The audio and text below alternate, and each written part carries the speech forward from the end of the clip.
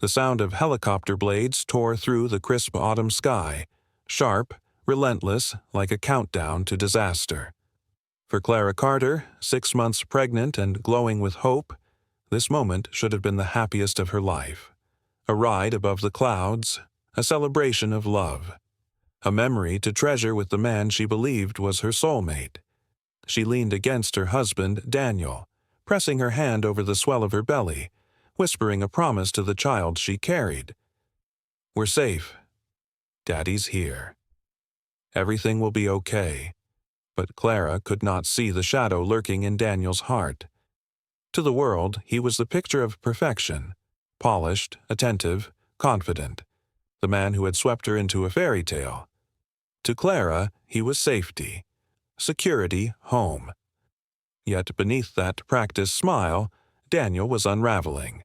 His empire of lies was crumbling under the weight of debt, his pride rotting under the pressure of appearances. And somewhere along the way, he had convinced himself of the unthinkable, that his salvation could only come from Clara's death. He had planned every detail, the secret insurance policy worth millions, the story of a tragic accident no one would dare question, a perfect husband left behind, grieving but rich enough to rebuild. All it would take was one push, one scream lost in the roar of blades, and then silence.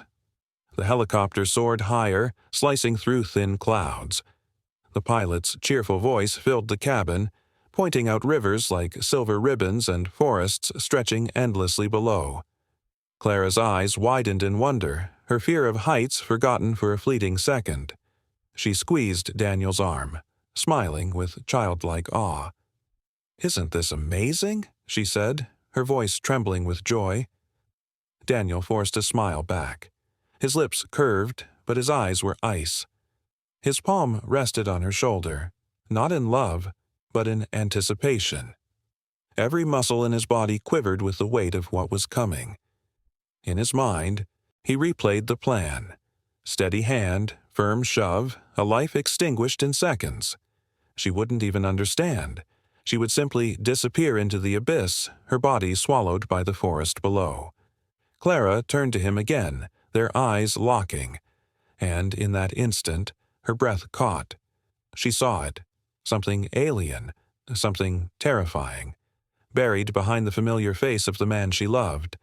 A flicker of coldness, a cruelty so sharp it pierced straight through her. The words rose in her throat. "Daniel, what?" But she never finished. Daniel lunged. With brutal rehearsed force, he shoved her toward the open side of the helicopter. Time fractured. The deafening roar of blades drowned everything, even her scream. The world twisted violently.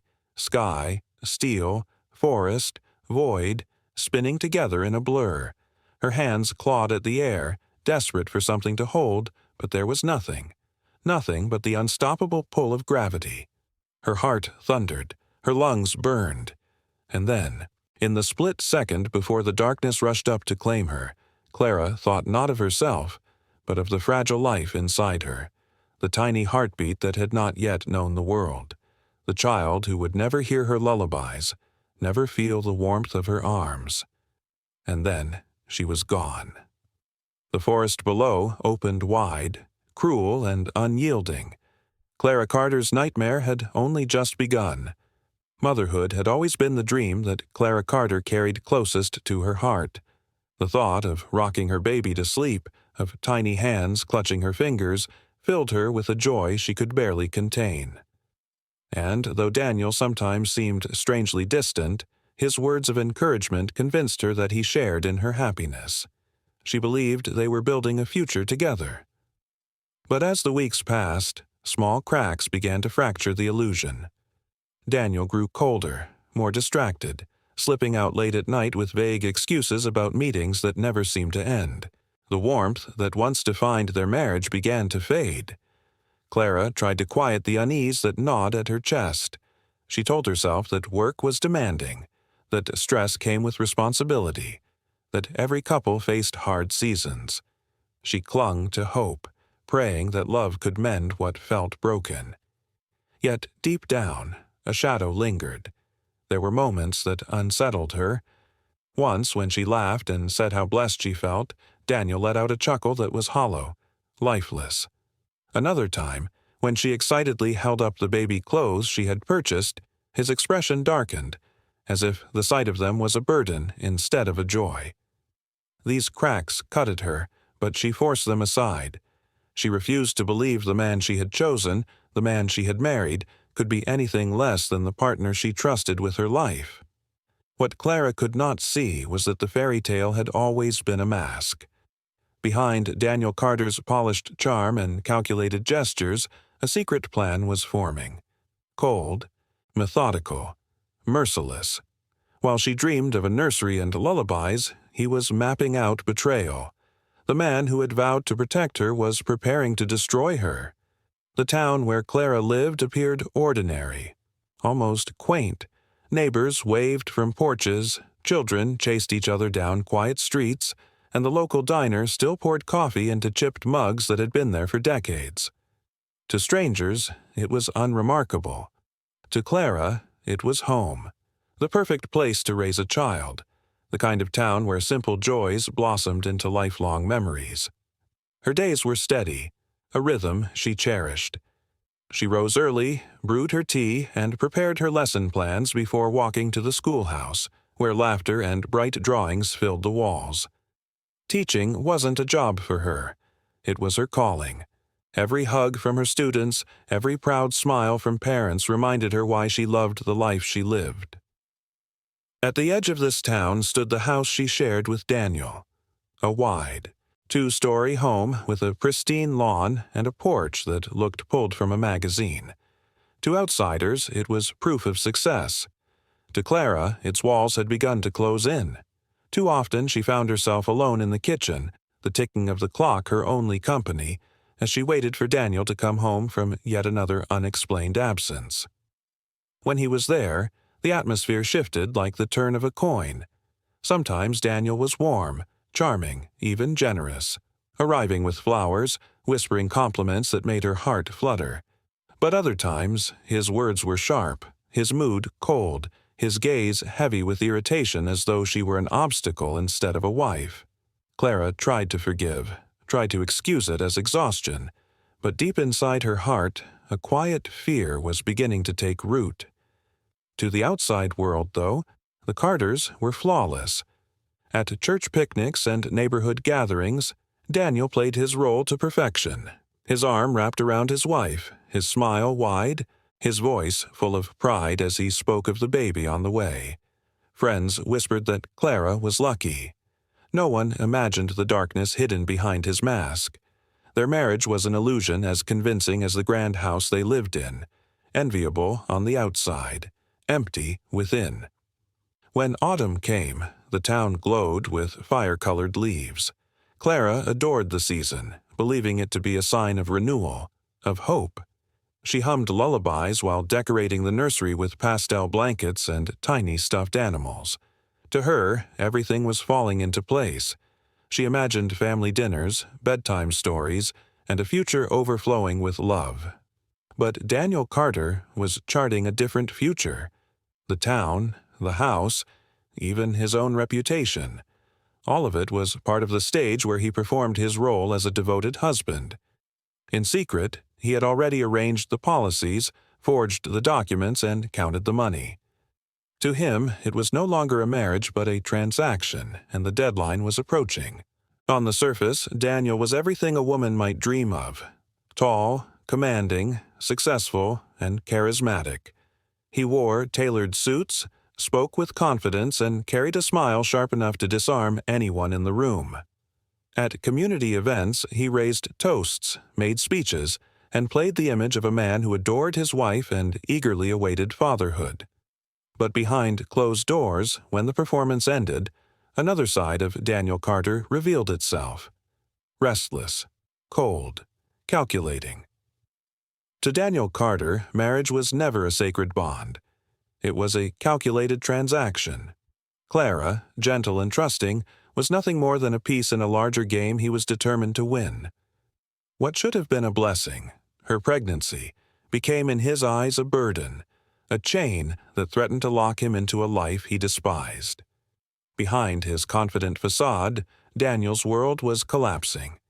Years of reckless investments, secret gambling tables, and failed ventures had left him buried under suffocating debt. Creditors circled like vultures. His perfect image of wealth and control was cracking. To the outside world, he was successful. In reality, he was drowning. And in that desperation, he saw only one way out: money. That was when the idea took root. Months earlier, he had persuaded Clara to sign a massive life insurance policy. To her, it was a gesture of love, a husband protecting his wife and unborn child. But in truth, it was a weapon disguised as devotion. If Clara vanished, millions would fall neatly into his hands. His corruption ran deeper than finances. On business trips, Daniel had fallen into the arms of another woman, one who stroked his ego, whispered promises of freedom, and fueled his hunger for a new life. With her, he could escape the weight of responsibility forever. No bills, no wife, no child, just luxury, indulgence, and control. To him, Clara was not a partner. She was an obstacle. The contrast was chilling. While Clara knitted baby clothes, humming lullabies and grading papers for her students, Daniel sat in his study under dim light, scrolling through accounts rehearsing the lies he would tell, that her death had been sudden, tragic, unavoidable. He convinced himself the plan was flawless. Who would question a grieving husband? The world would pity him. The money would set him free. Still, cracks in his mask sometimes showed. Clara noticed the way his eyes turned cold when she spoke about the baby, or how his jaw tightened when she asked about his late nights. She pushed the unease away, telling herself it was stress. But the truth was already unraveling. Daniel's villainy didn't appear overnight. It leaked out slowly, piece by piece, as if his mask were slipping. The man who had swept Clara into a fairy tale was gone, replaced by a predator who had already marked her fate. What began as a gesture of love had become a blueprint for murder. After Clara announced her pregnancy, Daniel had surprised her with papers, his voice soft, reassuring. Every responsible husband plans ahead. This is for our child's future. Trusting him completely, Clara signed. She believed she was protecting her family, never realizing she had sealed her own doom. The payout was enormous. Millions. Enough to erase every debt, rebuild his image, and start fresh. To outsiders, it looked noble. A husband ensuring security. In reality, it was blood money waiting to be claimed. At night, as Clara slept with her hand resting on her belly, Daniel sat in the dark, drowning in ledgers and gambling losses. The thought crept into his mind again and again. If she were gone, I would be free. Once unthinkable, it now felt inevitable. He began studying accidents, car crashes, drownings, falls. But each idea seemed risky. Too many questions, too many loose ends. Then, during a casual trip, a colleague mentioned helicopter tours over the autumn forests. A light sparked in Daniel's mind. It was perfect, sudden, tragic, impossible to survive. An accident that left no trace but grief. From that moment, he rehearsed. He suggested the ride to Clara with warmth in his voice, framing it as a romantic escape before the baby arrived. Just the two of us. A memory we can tell our child one day, he said, smiling. Clara hesitated.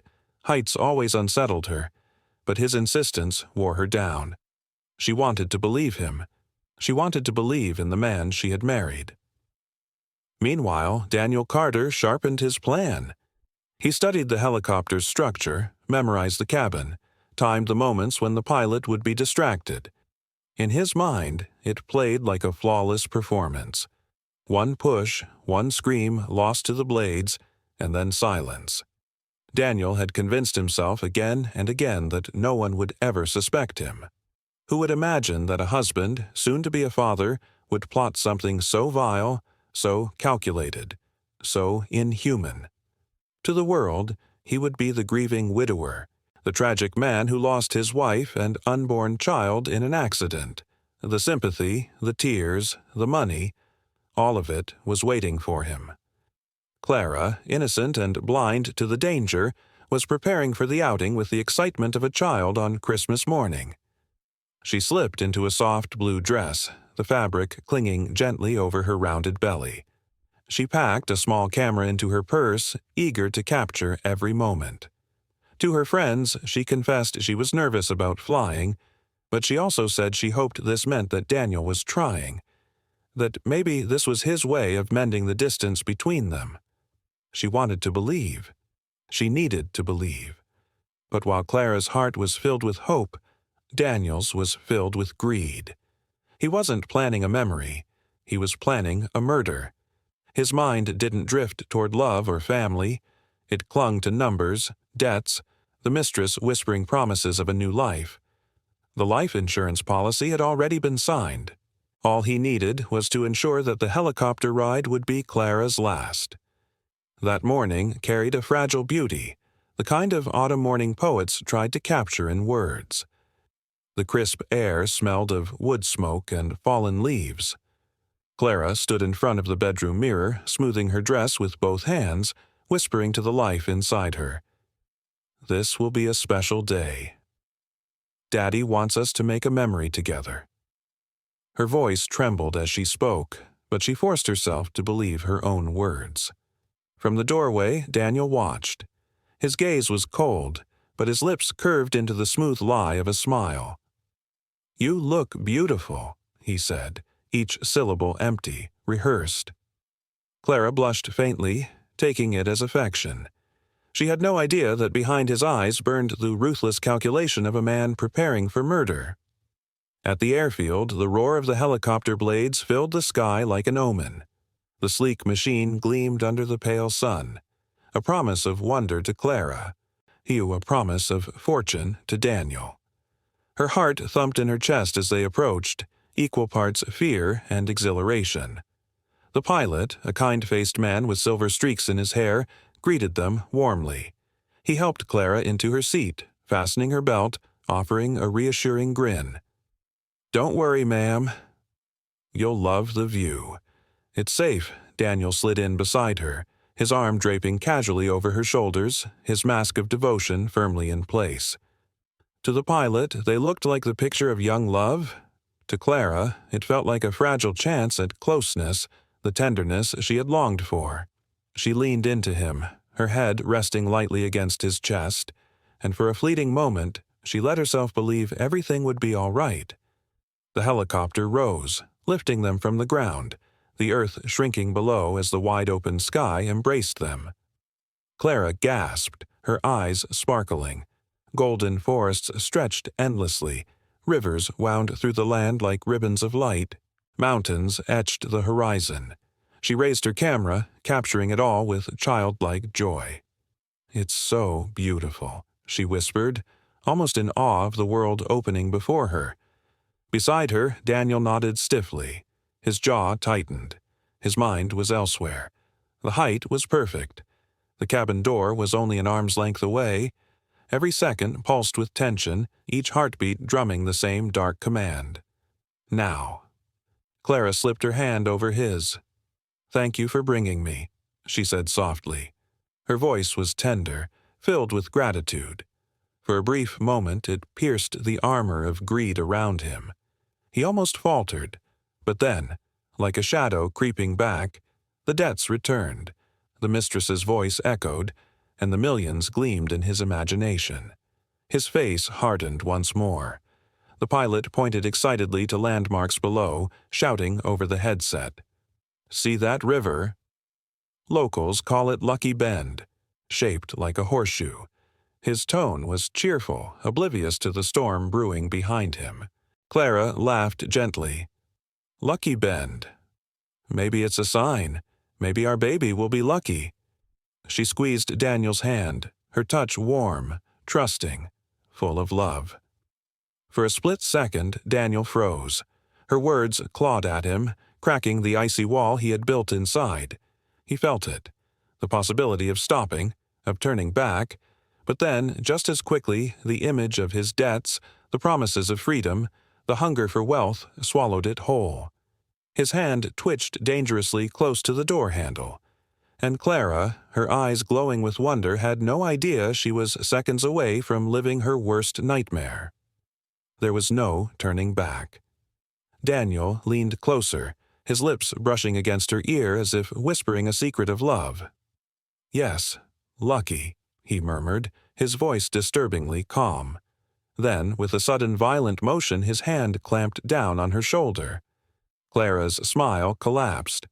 Her eyes widened in raw confusion as the brutal shove tore through her world. Time fractured. Her body lurched toward the gaping side of the helicopter. The wind screamed in her ears, the cabin tilting into madness. "Daniel!" she cried, her voice ragged with terror. Her hands clawed desperately at the air, reaching for something, anything, to anchor her. For one fleeting heartbeat she caught the metal frame of the door, her fingers locking, knuckles pale, every muscle in her body straining to hold on while the rotors thundered above. The pilot snapped his head back, startled by her scream, but Daniel was quicker. He pressed his palm over hers, prying her fingers loose one by one with ruthless precision. "Let go," he hissed, his eyes stripped of humanity. Tears streamed into the rushing wind, blinding Clara. "Please, the baby," she begged, her voice breaking. But mercy no longer lived in Daniel's heart. With one final shove, her grip slipped, and she was gone. The air ripped past her as she plummeted, the forest below rising like a jagged wall of spears. The scream tore from her throat until the wind devoured it. In that final instant, her thoughts were not of betrayal, not even of the man who had just condemned her, but of the fragile heartbeat within her, and a desperate prayer that somehow her child might survive. Above, Daniel leaned back into his seat, rearranging his face into a mask of horror. "Oh my God!" he shouted toward the pilot, his voice cracking in perfect mimicry of grief. "She slipped! She slipped!" The performance was flawless, every word dripping with false despair. The pilot's face drained of color, his knuckles white on the controls. "We have to report this," he yelled. But Daniel bowed his head, carefully hiding the faint smirk that threatened to surface. A smirk of victory. But Clara's fall was not the end. The world became a blur as she tumbled through open sky. The thunder of the blades faded, replaced by the roar of air tearing past her. Her body twisted uncontrollably, the horizon spinning, the forest floor rushing up with merciless speed. She couldn't breathe. She couldn't think. All she could do was scream. Her arms flailed wildly, searching for a lifeline, but there was nothing. Gravity pulled her down, relentless, unyielding. Each second stretched into an eternity. One thought pierced through the terror. Her baby. Her arms wrapped protectively around her stomach as though she could shield the fragile life inside. "Please," she whispered into the wind, her voice stolen by the storm. "Please, let my baby live." The ground lunged closer.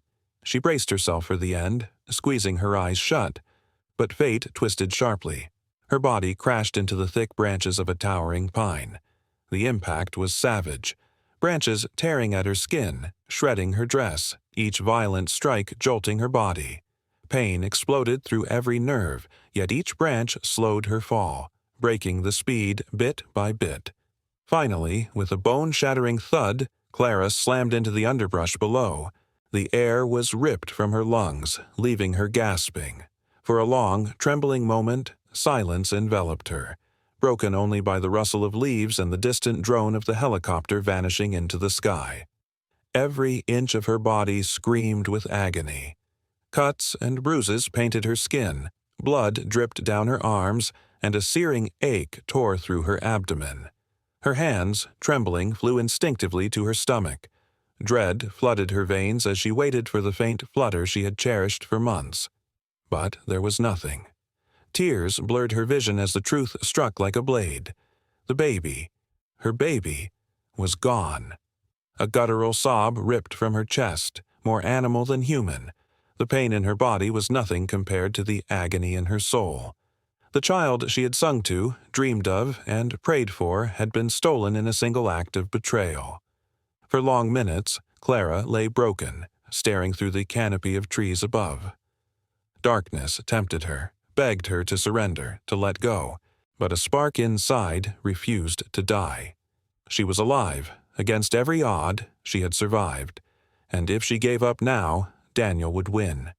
Her bloodied fingers dug into the earth. Breath by breath, shallow and painful, she proved she still existed. Faces flashed in her mind, her students, her mother, the life she had lost, and through her grief, a fire caught hold. She would not let him escape. Her body trembled, her vision dimmed, but her heart clung fiercely to that spark. She was not finished. Not yet. Clara Carter had survived the impossible, but the nightmare was only beginning. The forest floor lay quiet, almost serene, but for Clara it was a cage of agony. Every breath stabbed like knives in her ribs. Her limbs shook with weakness, her dress torn to rags, skin marred with streaks of dirt and blood. The cold earth pressed against her cheek as she lay motionless, gathering what little strength she had left to move. The silence was suffocating. No voices, no footsteps, no one to hear her cries, only the whisper of leaves in the canopy and the distant caw of a crow. For the first time in her life, Clara felt utterly abandoned. Her trembling hand rested on her stomach where once the promise of life had fluttered. She remembered the first tiny kick, the joy that had filled her heart, how she had laughed and told Daniel it was the most beautiful thing she had ever felt. Now there was nothing, only stillness, a silence so merciless it shattered her soul. Tears streaked down her face, mixing with blood and dirt. Into the emptiness she whispered, "I'm sorry I couldn't protect you." The words broke her. Her child had been her light, her reason, her hope. Now that light was gone, torn away in the cruelest way imaginable. Grief clawed at her, threatening to pull her under. But instinct screamed louder. She could not die here. Not like this. Not while Daniel believed he had won. If she surrendered now, her baby's death would mean nothing. She had to survive. She had to tell the world what he had done. With trembling arms, she tried to push herself up. Pain erupted through her ribs, slamming her back down with a cry. Her body was shattered, but her will remained unbroken. Inch by inch, she dragged herself forward, clawing at roots and rocks, her wounds tearing open with every movement. The forest spun in her vision, but she forced herself on. She thought of her students' bright smiles, of the little drawings they had given her, hearts, rainbows, childish love. She thought of her late mother, whose gentle voice had always told her, "Clara, you are stronger than you know." That memory sparked a fragile ember inside her chest. As the day bled into dusk, shadows stretched long across the forest floor. Her body grew numb, her strength nearly gone. Collapsing against the base of a tree, her breathing came in shallow gasps. She knew she couldn't last much longer without help. Her eyelids fluttered closed until a sound pierced the stillness. Voices. Male voices. Hope surged weakly through her. Clara's body was broken, her baby gone, but salvation might be closer than she dared to believe. The voices grew clearer, carried by the evening breeze. At first, she thought they were cruel hallucinations, tricks of her fading mind. But then came the crunch of the boots on dead leaves, real, undeniable. "Over here!" one voice shouted. Her heart lurched. With the last of her strength, Clara dragged her fingers through the dirt, scraping faintly. Her throat was too dry to call out, her voice lost to hours of screaming into emptiness. All she could do was pray they would see her. Two hikers emerged from the trees, their flashlights cutting through the dark. The beams froze on her broken figure at the base of the tree. One gasped, "My God, she's alive!" They rushed to her side, kneeling over her battered body. Her skin was pale, streaked with blood and tears, her clothes torn. Her belly collapsed in a way that told its own tragic story. One man pressed his fingers to her wrist, searching desperately. Relief burst from him when he found it. Faint, but there. "She's got a pulse," he barked. "Call 911. The other scrambled for his phone, hands shaking as he dialed. "We found a woman. She fell. She's pregnant. Or she was." His voice cracked as he glanced at her. Clara's eyelids fluttered. She saw them through the haze but could form no words. A broken moan slipped from her lips. "You're going to be okay," one of the men whispered, though fear flickered in his eyes. He stripped off his jacket, draping it over her trembling frame. "Stay with us. Help is coming." The minutes stretched into eternity. Clara drifted in and out of consciousness, haunted by flashes of her fall, the cruel glint in Daniel's eyes, and the unbearable loss of the child she had carried. She wanted to scream the truth, to tell them her husband had done this, but her lips refused to obey. The wail of sirens tore through the night, shattering the suffocating stillness of the forest. Emergency responders surged down the path with stretchers and medical bags, their boots thudding against the earth. They reached Clara Carter in seconds, their voices layering in frantic urgency. "Multiple fractures, massive blood loss. Stabilize her now." Hands worked swiftly, sliding oxygen over her mouth, tightening straps around her fragile frame. Clara whimpered in pain as they lifted her onto the stretcher, her broken body shuddering. One paramedic glanced at the hikers with grim acknowledgement. "You saved her." Another hour, and she'd have been gone. As they carried her toward the ambulance, Clara's gaze tilted upward. Through a haze of tears, the night sky blurred into a sea of stars. In the ache of her shattered heart, she felt her child's presence, faint, luminous, as though watching her from above. The weight of grief almost dragged her back into the dark. The ambulance doors slammed, sirens wailed. She was still alive, her life dangling by the thinnest thread. Daniel Carter believed she was gone. But the truth had not died. It was speeding toward a reckoning. At the resort, Daniel Carter performed his role flawlessly. As the helicopter's blade slowed, he stumbled out, clutching his head with trembling hands, his voice cracked and hoarse. "She fell. My wife. She slipped." The pilot, shaken by the scream he had heard midair, tried to explain, but Daniel drowned him out with sobs. Within minutes, a crowd had gathered. Daniel collapsed onto his knees, his designer suit sinking into dirt as he buried his face in his hands. To strangers, he was the image of a shattered man. Women gasped, men shook their heads, and a few whispered condolences, patting his shoulder. "Stay strong. We're sorry for your loss." But behind the tears, Daniel's mind was cool, almost triumphant. He had done it. The plan had unfolded perfectly. No one had seen the push. No one suspected murder. Soon, the insurance company would send him the check that would erase his debts and bankroll his new life with his mistress. In his mind, he rehearsed the next steps, the calls he would make to Clara's colleagues, his voice quivering with grief. The funeral he would orchestrate, carefully designed to paint him as the grieving widower.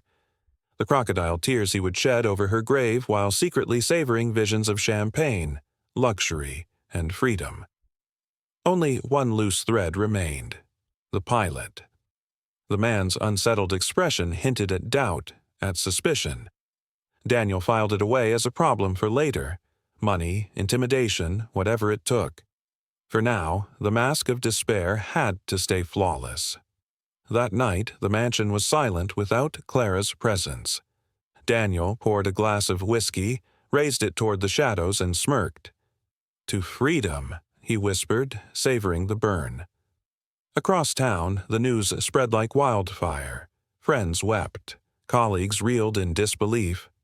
The community mourned the beloved teacher who had once filled classrooms with light. None of them suspected the widower sitting in his dark home, scrolling through banking apps, already counting his fortune. But fate had betrayed him. Clara Carter was not gone. Even as Daniel toasted her death, she lay in a hospital bed, doctors and machines fighting for her fragile life. Her survival was the one outcome he had not prepared for, and when her eyes opened, his carefully spun illusion would unravel. The hospital lights were harsh, the air thick with urgency. Clara was wheeled through double doors, her body pale and broken. Doctors barked orders. Nurses moved fast, sliding IVs into her veins, checking her fading vitals. The relentless beep of monitors filled the room. "She's bleeding internally," a doctor shouted. "Scans, now," came the sharp reply. Clara drifted on the edge of consciousness, her mind dissolving into fragments. Daniel's cold eyes as he pushed her, the endless fall, the agony that stole her breath. Her lips trembled. A whisper escaped, fragile and broken. "My baby." The staff exchanged looks, their silence heavier than words. They had already seen the ultrasound. The truth was undeniable. The child was gone. The child she had carried with such boundless love had not survived the fall. But no one could bring themselves to tell Clara Carter yet. The truth was too heavy, too cruel. It would have to wait until she was stronger, if she survived at all. Hours slipped by in a haze of surgery, transfusions, and desperate intervention. The surgical team worked tirelessly, repairing shredded tissue, setting broken bones, fighting against blood loss and shock. Her body had endured what should have been impossible, but still she clung to life, a fragile spark refusing to be extinguished. Even the most seasoned surgeons marveled at her stubborn will. At last, she was transferred to intensive care. Machines beeped rhythmically around her, steadying her battered frame. A nurse lingered by her side, gently brushing dirt and dried blood from her hair, whispering softly, "You're safe now." You made it, but Clara did not feel safe. In the fog of unconsciousness, her mind twisted into nightmares. She saw Daniel Carter's face looming over her, not tender, not loving, but cold, calculating, merciless. She saw his hand prying her grip from the helicopter's frame. She heard his voice, sharp and venomous, commanding her to let go. She jolted awake, gasping, her eyes wide with terror. The nurse startled, then rushed to soothe her. "It's all right, sweetheart. You're in the hospital. You're alive." Tears blurred Clara's vision as the truth crashed over her. Her trembling hand moved instinctively to her stomach, already knowing the answer yet desperate for a denial. "The baby," she whispered, her voice splintering. The nurse froze. Her eyes softened, brimming with sorrow, but she could not deliver the final blow. Instead, she clasped Clara's hand gently and said only, "Rest. Please, you need your strength."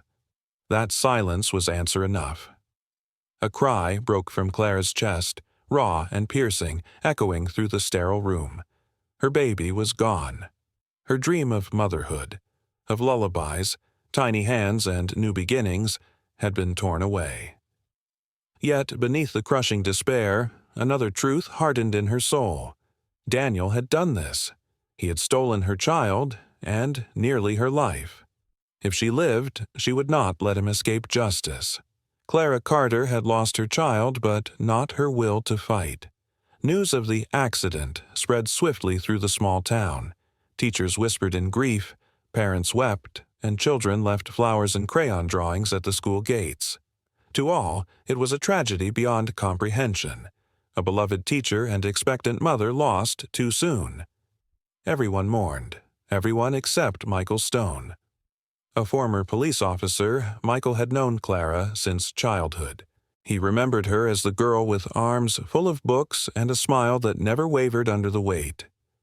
Though life had carried them on to different paths, he had always admired her kindness, her quiet resilience. When he heard of her fall, something twisted inside him. It didn't add up. Accidents happened, yes, but Clara hated heights. She never would have stepped into a helicopter willingly. Driven by instinct, Michael went to the hospital. He wasn't family, but his old badge, though retired, still held weight. After explaining his connection, the nurses allowed him a few minutes at her bedside.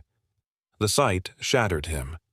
Clara lay pale and fragile, her body entangled in wires and tubes, her chest rising faintly with each assisted breath. Her once bright eyes were dulled by exhaustion and pain, but when they found him, there was a flicker of recognition. "Michael," she whispered hoarsely. He moved closer, gently taking her bandaged hand. "I'm here, Clara. You're safe now." Her eyes filled with tears. "No," she rasped, her voice breaking. "I'm not safe. He tried to kill me." The words slammed into Michael like a hammer. His jaw clenched.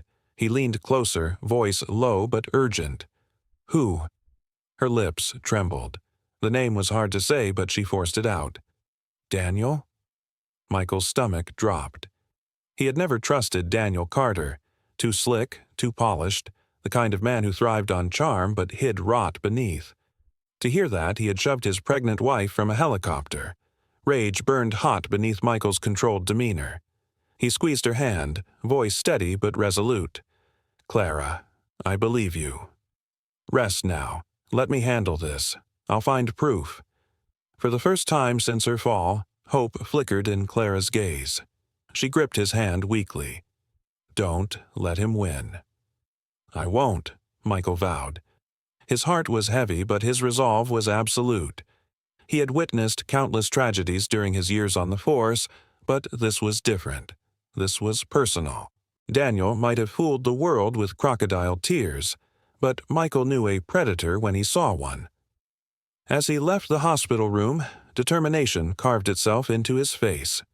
He would start with the pilot, then the flight records, then the insurance policy. Piece by piece, he would unravel Daniel Carter's lie. Somewhere along the way, Daniel Carter had slipped, and Michael Stone was determined to find the crack in his carefully built armor.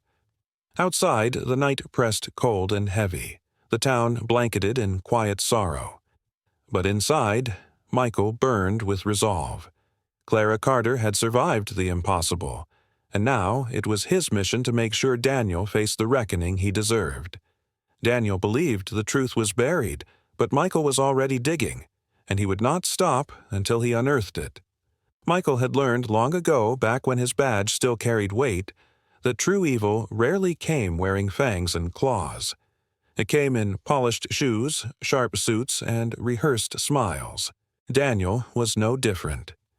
To the world, he was the image of a grieving husband, but Michael had stared into too many liars' eyes not to recognize the twitch, the hesitation, the hollow grief.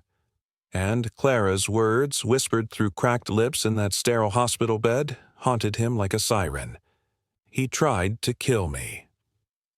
The next morning, Michael drove out to the small airfield where the nightmare had begun. The hangar smelled of oil and cold steel, the hum of activity low and somber. The pilot was there, hunched over paperwork, his face pale and drawn as though sleep had abandoned him. Michael approached, flashing the badge he still carried out of habit, though retirement had stripped its authority. "I need to ask about the flight," he said, his voice steady, edged with steel. The pilot froze. For a moment he said nothing, then exhaled a shaky breath. "I keep telling myself it was an accident," he admitted, his voice low, "but something felt wrong." The scream, it wasn't a slip, it was terror. And her husband. His words faltered, eyes narrowing with memory. He didn't look surprised. He looked prepared. Michael's chest tightened. It wasn't proof, not yet, but it was a thread, and Michael knew how to follow threads until they strangled the guilty. His next stop was the insurance office downtown, a glass building hiding greed behind polished marble. Pulling strings with old contacts, Michael secured access to Daniel's files. What he found churned his stomach. A multi-million-dollar life insurance policy taken out just months before the so-called accident. Daniel had masked it as responsibility, protection for Clara and their unborn child. But, to Michael, it reeked of motive. He dug deeper. Bank statements revealed cracks in Daniel's empire. Overdue loans, maxed-out credit cards, gambling debts tucked neatly into business expenses. The facade of wealth was crumbling. Daniel wasn't safeguarding Clara's future. He was securing his own. Insurance wasn't security. It was salvation. And the betrayals didn't end with money. Witnesses described Daniel dining often with a younger woman at upscale restaurants, their intimacy thinly veiled behind dim candlelight. A mistress, another motive. Daniel wasn't planning a future with Clara. He was carving one without her. By evening, Michael's suspicions were no longer just suspicions. The pattern was too familiar. A desperate man drowning in debt, greed gnawing at his soul, grasping at murder as a lifeline. But suspicion wasn't enough. To bring Daniel down, Michael needed evidence solid enough to crush his lies in court. Driving back to the hospital, Michael's mind raced. He rehearsed the words he would use, the truths he would have to hand to Clara like a blade. She deserved to know she wasn't crazy, that her instincts were sharp, that her husband's betrayal was real. But he knew it would shatter her all over again. As he pulled into the dimly lit parking lot, his phone buzzed. A message blinked on the screen from an unknown number. "Stop digging into Daniel Carter if you value your life." Michael's eyes hardened. The game had just turned deadly. And Daniel wasn't the only one watching. Inside the hospital, the steady beeping of the heart monitor filled the silence. Clara Carter lay fragile, her body stitched together by doctors' hands, but her spirit unbroken. Each time her eyes closed, she saw Daniel's face. The cold stare, the shove, the betrayal. When the door creaked open, she expected another nurse. Instead, Michael Stone stepped in, his presence a sudden anchor in the storm. He pulled a chair close, his voice low but steady. "How are you feeling?"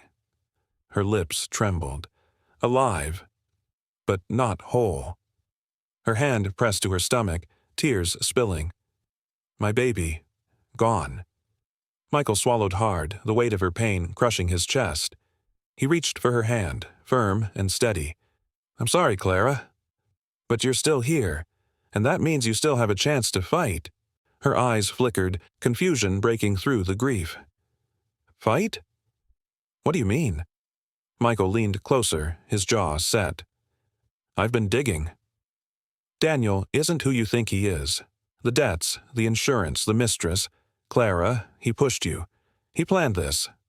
Clara's breath caught. Her head turned sharply away as though denial could shield her. But the truth was already cutting deep. Deep down, she had always known. The strange looks, the clipped words, the way his touch had felt like a weight instead of warmth, they all collapsed back into her, unforgiving and absolute. Tears spilled down Clara's cheeks. "I loved him, Michael. I gave him everything. And he killed our baby." Her voice cracked, raw with grief and a hard, burning fury. Michael squeezed her hand until his knuckles whitened.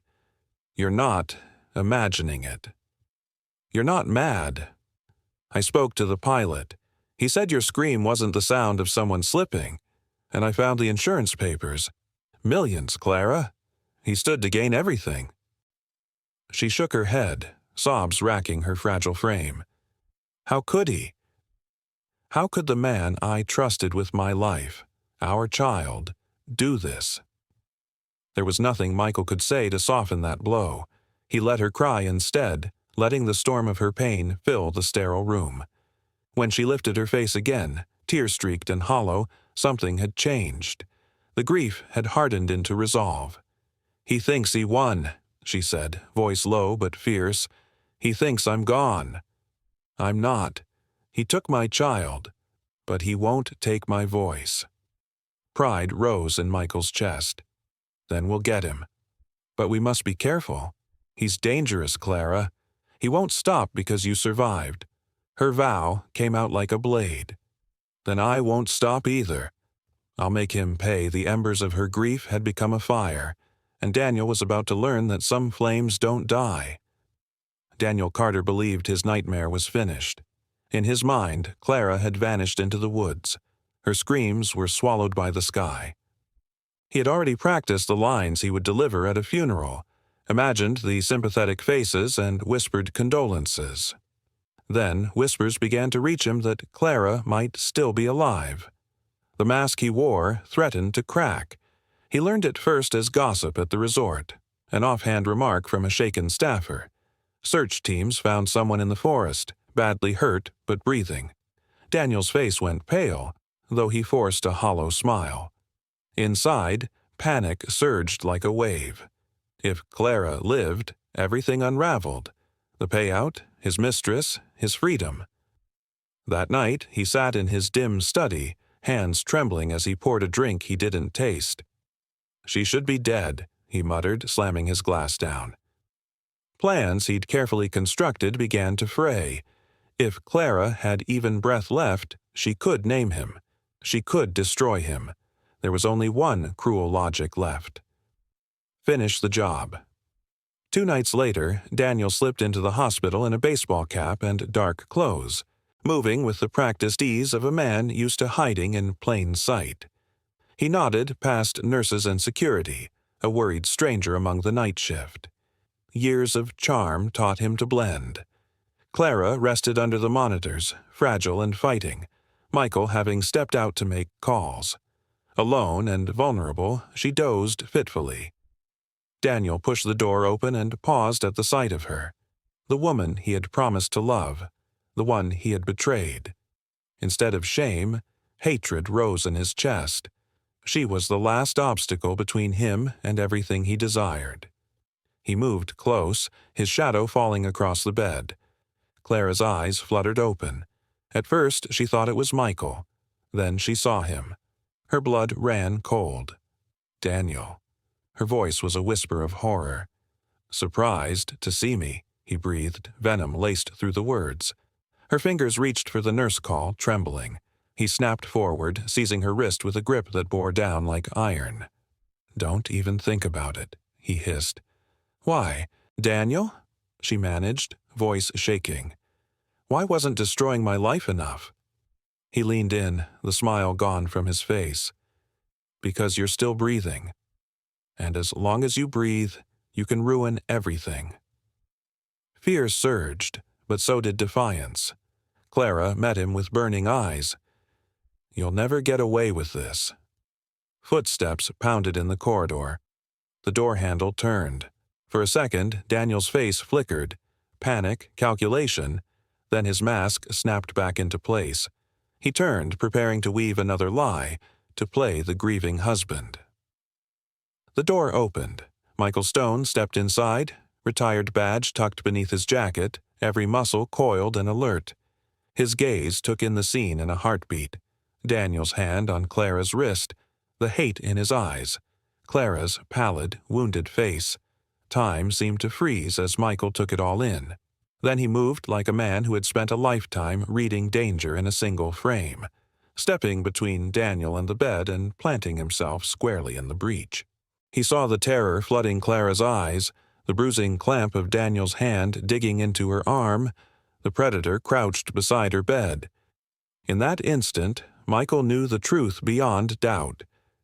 "Get away from her," Michael growled, his voice low, steady, dangerous. Daniel smirked, slipping his mask back on. "Michael, you've misunderstood. I was only checking on my wife. She's fragile. She's been through so much." Michael's gaze sharpened. "She's not your wife anymore. Not after what you did." From the bed, Clara's voice broke through, trembling but strong. "Michael. He was going to kill me again." The words sliced the air like a blade. Daniel's smirk faltered, his polished facade splintering. He lunged suddenly, his hand reaching for the call button, desperate to silence her forever. But Michael was faster. With a brutal snap of motion, he seized Daniel by the collar and wrenched him back, slamming him against the wall. "You touch her again, and I swear you won't walk out of here." Michael spat, his fist grinding hard into Daniel's chest. Daniel snarled, twisting against his grip. "You think anyone will believe her? She's broken, weak. It'll be my word against hers." Michael's grip only tightened. "No, it'll be your word against mine. and I've already started collecting evidence for the first time." Unease flickered in Daniel's eyes. He could feel the walls closing, debts, lies, his mistress, all unraveling under Michael's relentless pursuit. Clara, trembling but unyielding, forced her voice to rise. "I remember everything, Daniel. I remember you shoving me. I remember your hands ripping mine from the helicopter. You killed our baby." Her words cracked, a mix of fury and grief that filled the room. The silence that followed was suffocating. Daniel's face twisted, rage warring with fear. Then desperation won. With a sudden shove, he broke free of Michael's grip and bolted for the door. "Stop him!" Clara cried, her heart hammering. Michael lunged, but Daniel was already tearing down the corridor. Nurses gasped, startled, as Michael's shout thundered, "Security! Don't let him leave!" Daniel sprinted, shoving staff aside, his mind racing. He had to vanish before everything collapsed. But Michael's footsteps pounded behind him, relentless, driven by years of training. As Daniel burst through the exit doors, alarms shrieked. Security converged, cutting him off. He skidded to a halt, trapped between guards ahead and Michael closing in. For the first time, the mask shattered completely. Cornered in the cold night air of the hospital parking lot, Daniel Carter realized the empire he had built on lies was collapsing faster than he could run. Flashing lights lit up the lot. Security pinned Daniel's arms, his once polished suit rumpled, his face twisted in panic. Michael stood a few feet away, chest heaving, his eyes locked on the man who had almost gotten away with murder. But this reckoning wasn't his to deliver. It belonged to Clara. Word spread like wildfire. Reporters swarmed, tipped by whispers. The beloved teacher who had fallen from a helicopter was alive, and her husband had been caught sneaking into the hospital. Cameras flashed, microphones thrust forward, the world hungry for truth. Despite doctors' protests, Clara insisted on being wheeled outside. Her body was fragile, stitched together by medicine and will, but her spirit demanded to be heard. Wrapped in a thin hospital blanket, pale yet unbroken, she faced Daniel for the first time beneath the eyes of the crowd. The noise fell to silence as she spoke. "Daniel Carter," she said, her words trembling yet fierce. "You tried to kill me. You stole my child. And then you stood before everyone pretending to mourn, when all you ever wanted was money." Gasps rippled. Reporters leaned closer. Daniel's face flushed crimson.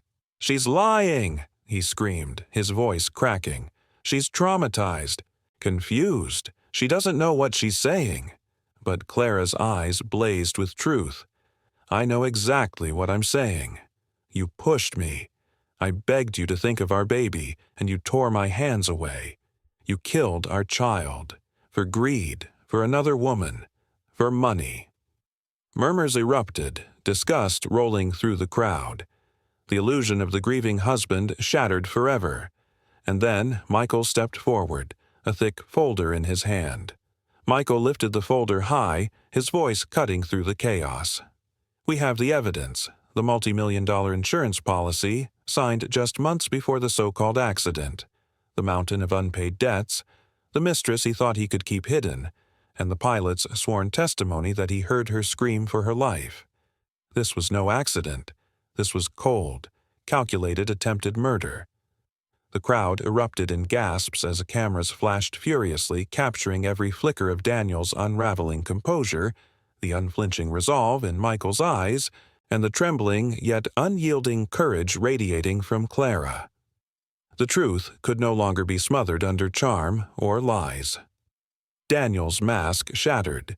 His voice, once smooth and commanding, now cracked with hysteria. "You don't understand. I had no choice. I was drowning. She never would have understood what I needed. I deserved a chance, a fresh start." But instead of sympathy, his words sealed his ruin. The crowd recoiled, whispers rising like a wave of disgust. Clara's tears spilled freely as her voice lashed out, "You didn't deserve me. You didn't deserve our child. And now you will pay for everything you've done." The security guards pinned him tighter as police officers pressed forward, their handcuffs glinting under the flood of flashbulbs. Daniel thrashed wildly, spitting protests, but his words dissolved into the angry shouts and jeers of the onlookers. For the first time, the predator was exposed, his empire of lies crumbling before the world's eyes. Dragged into custody, his cries echoing uselessly, Daniel Carter vanished into the back of a waiting police van. Clara knew this was only the beginning. Justice had been set into motion. The day of Daniel Carter's trial dawned with the courthouse steps swarming. Reporters jostled for space, cameras flaring, their voices echoing as the once polished businessman was marched inside in chains. Gone was the suave figure in tailored suits, the man who once charmed boardrooms and neighbors alike. In his place was a hollow-eyed shell, arrogance stripped bare, desperation clinging to him like a second skin. Inside, the courtroom buzzed with suppressed outrage. Parents, teachers, neighbors, those who had once trusted and admired him, now gathered to witness justice. They had mourned Clara, grieved her supposed death, and now they came to see her stand against the man who had betrayed them all. Seated at the front, fragile yet unbroken, Clara faced the ordeal with quiet strength. Michael remained beside her, his presence steady as iron. She wore a plain dress, her hands trembling against her lap, but her eyes never wavered from the man who had vowed her forever only to cast her into the abyss. The prosecution moved swiftly, presenting a damning trail, the multi-million-dollar insurance policy written months before the fall, Daniel's suffocating debts, his affair with another woman, and the pilot's testimony that he had heard Clara's terrified scream moments before she plunged. Piece by piece, the puzzle revealed not a grieving husband, but a predator consumed by greed. When Clara took the stand, the room fell into reverent silence. Her voice was soft, but the weight of truth made every word cut deep. She described the helicopter ride, the instant she realized her husband's betrayal, the terror of his hands prying hers loose, and the crushing grief of losing her baby. Tears streaked her face, and even hardened jurors shifted uneasily. "I trusted him," she whispered, her voice breaking but strong. "I loved him with everything I had. And he threw me away. For money. He killed our child. He nearly killed me. That is not a husband. That is a monster." The defense scrambled, insisting trauma clouded her memory, but their flimsy case crumbled under the weight of recordings, financial records, and testimony from Daniel's mistress, who admitted he spoke often of a new life free of responsibility. The jury returned after only hours of deliberation. The foreman's voice carried the weight of finality. Guilty. On all charges. The sentence was swift and merciless. Life imprisonment without the possibility of parole. The gavel's strike reverberated like thunder. Gasps filled the air, but Clara sat still, silent tears slipping down her cheeks. It was not joy she felt, but release. A heavy, aching release. Justice had been delivered, though nothing could return the child she had lost. As Daniel was led away in cuffs, he turned one last time, eyes burning with bitterness. But Clara did not flinch. For the first time, she held the power. He was nothing but a ruined man, stripped of his lies and masks. Justice had been served, yet her journey was far from over. Healing was still ahead, and fate had its own plans waiting. Months passed after Daniel Carter's sentencing, and the small town that once whispered gossip now spoke of Clara Carter with reverence. She was no longer the fragile teacher defined by tragedy, but the woman who had survived betrayal, defied death, and stood unshaken in court against her own husband. Yet inside, scars remained, etched not only into her skin, but into her soul. The weight of her child's absence lingered, heavy and unrelenting. There were nights when Clara awoke drenched in tears, clutching her stomach as if she could still feel the ghost of the soft kicks that would never come again. The silence of those moments was crushing, yet with Michael's steadfast presence, She began piecing her life back together, one fragile shard at a time. Step by step, she found her way back into the classroom. Her students greeted her with handmade cards, bright drawings, and fresh flowers gathered from their gardens. Their innocent affection wrapped around her like a balm, giving her the courage to face each new day with a steadier heart. It was at a charity gala, months later, that fate placed Jonathan Hayes in her path, a billionaire philanthropist whose reputation was built not on vanity, but on generosity and quiet humility. Unlike Daniel, Jonathan wore no polished mask.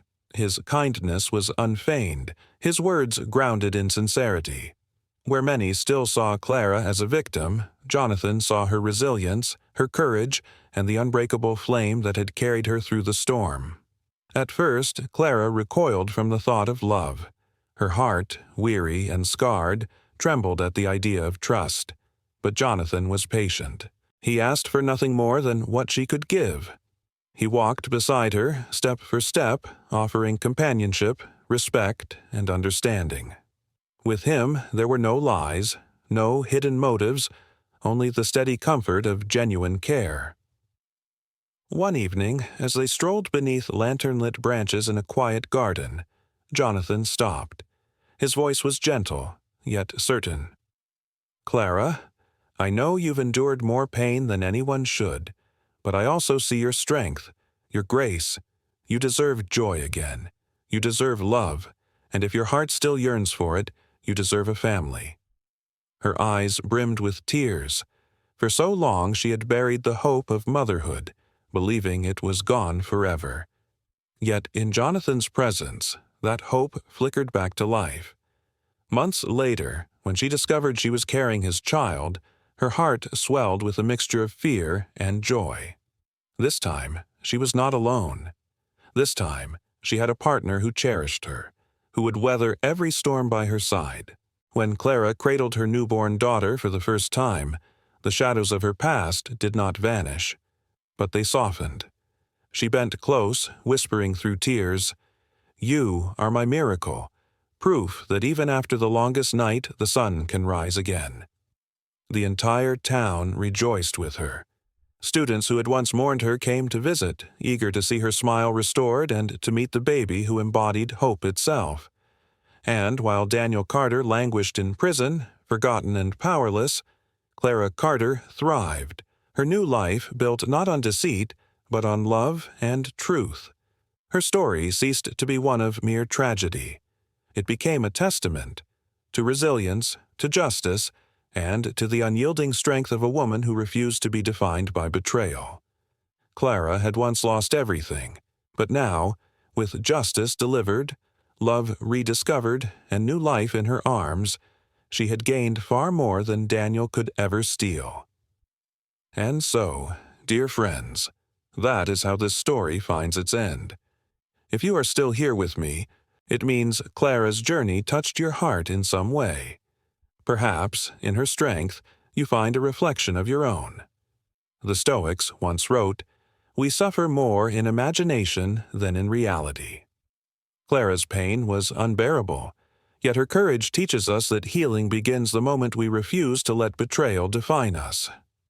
Another timeless wisdom says, "What stands in the way becomes the way." Her fall, her loss, her relentless fight, each became the path that carried her into a new life, into a love forged in truth. So, if you are listening, let this be your reminder. No darkness lasts forever, and no betrayal can diminish your worth. If this story has moved you, please like, share, and subscribe. Together, we will keep telling stories that heal, inspire, and remind us of the strength we each carry within.